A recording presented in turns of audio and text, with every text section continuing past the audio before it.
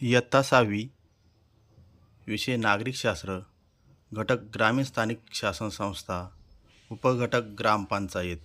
विद्यार्थी मित्रांनो, आज आपण ग्रामीण स्थानिक शासन संस्था या घटकाचा अभ्यास करणार आहोत. ग्रामीण भागामध्ये समाजाचे नियमन करण्यासाठी ग्रामपंचायत ही महत्त्वाची भूमिका करत असते. तसेच ग्रामपंचायतीबरोबरच पंचायत समिती, जिल्हा परिषद यांची भूमिका महत्त्वाची असते. ग्रामपंचायत, पंचायत समिती आणि जिल्हा परिषद यांना एकत्रितपणे पंचायत राज व्यवस्था असं म्हटलेलं आहे. तर प्रथमतः आपण ग्रामपंचायतची माहिती बघणार आहोत. ग्रामपंचायत ही प्रत्येक गावामध्ये असते.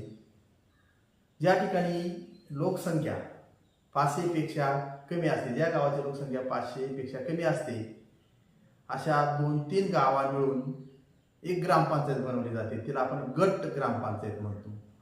आपल्याकडे इथं शेजारीच तळ्याची ग्रामपंचायत आहे.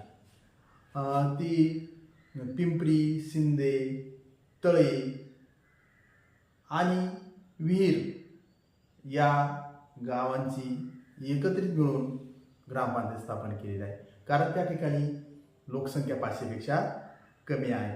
तर या ग्रामपंचायतीची कामं आहेत गावात पाणी पुरवठा करणे, दिवाबत्तीची सोय करणे. म्हणजेच काय, तर जे पोल उभे आहेत, खांबे उभे आहेत, त्याच्यावरती बल्ब लावणे ही जबाबदारी ग्रामपंचायतीची आहे. तसेच जन्म, मृत्यू, विवाहाची नोंद करणे. गावात एखाद्या मुलाचा जन्म झाला असेल, एखाद्या व्यक्तीचा मृत्यू पावला असेल, तर त्याची नोंद करण्याची जबाबदारी ही ग्रामपंचायतीची असते. तसेच नवीन लग्न झालेल्या जी मुलं मुली आहेत त्यांच्या विवाहाची नोंद करण्याची जबाबदारी ही ग्रामपंचायतीची असते. तर बघा, ग्रामपंचायतीचे जे पदाधिकारी आहेत किंवा अधिकारी आहेत, तर गावचा सरपंच हे गावचे प्रमुख व्यक्ती असते. ही सरपंच निवडण्याची जबाबदारी ही गावातील सर्व व्यक्तींची असते. पूर्वी सदस्यांमधून सरपंच निवड केली जात होती, परंतु आता डायरेक्ट थेट लोकांमधून ग्रामपंचायतचा सरपंच निवडला जातो. या सरपंचाच्या निवडणुका दर 5 वर्षांनी होतात. सरपंच हा काय करतो, त्या ठिकाणी ज्या सभा असतात ग्रामपंचायतीचा अधिष्ठान होत असतो. त्यानंतर ग्रामसेवक हा त्या ग्रामपंचायतीचा सचिव म्हणून कारभार पाहत असतो. त्यांची नेमणूक हे जिल्हा परिषदेचे जे मुख्य कार्यकारी असतात, अधिकारी असतात, ते नेमणूक करत असतात.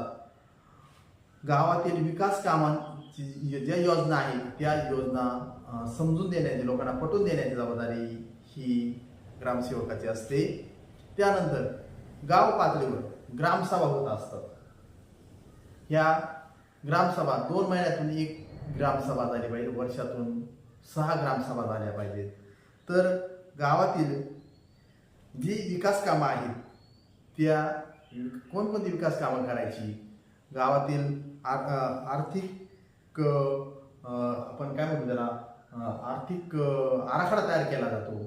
तो हा या ग्रामसभेमध्ये केला जातो. प्राधान्याने जी कामं घ्यायची आहेत, गावामध्ये विकास कामं जी घ्यायची आहेत ती या ग्रामसभेमध्ये ठरवलेली जातात.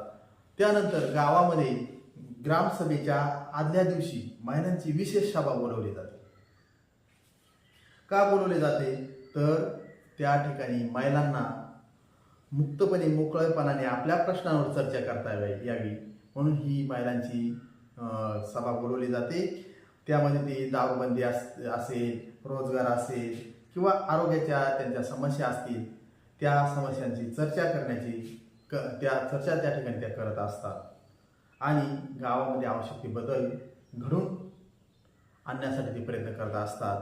त्यानंतर ग्रामपंचायतीच्या उत्पन्नाची साधनं, म्हणजे ग्रामपंचायतीला पैसा कुठून मिळतो, तर आपण जी घरं बांधतो ती घरपट्टी ही ग्रामपंचायतीला मिळते.